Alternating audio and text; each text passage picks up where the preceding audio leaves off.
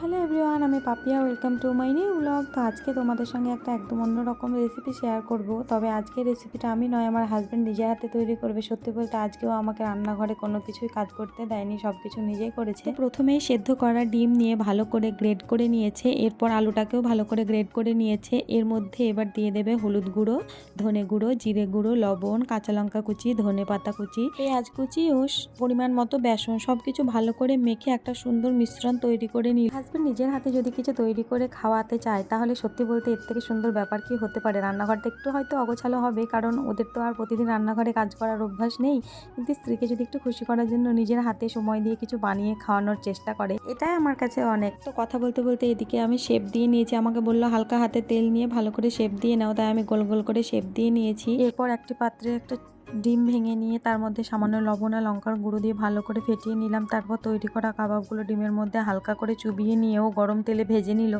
আর এভাবে তৈরি হয়ে গেল আমাদের এগ কাবাব। একেবারে তো সবগুলো ভাজা সম্ভব নয়, তাই দুবারে সুন্দর করে ভেজে নিল। সত্যি বলছি আজকের পুরো রেসিপিটা আমার হাজব্যান্ড নিজের হাতে করেছে, আমাকে কিছুই করতে দেয়নি। আমার কাছে চলো এবার ফাইনাল লুকটা দেখাবো কাবাবের। তো কেমন হয়েছে তোমরা দেখতেই পাচ্ছ, এখানে আমি একটা ট্রেতে সাজিয়ে নিয়েছি কাবাবগুলোকে। কাবাবটা আমি ওকে দিয়ে টেস্ট করাবো, ও নিজের হাতের রান্না, ও নিজে খেয়ে কি বলে দেখা যাক। তবে আর সত্যি বলতে সত্যি দারুণ হয়েছিল খেতে। আমিও খেয়েছিলাম, টেস্ট করেছিলাম, তারপর ও রিভিউ নিলাম।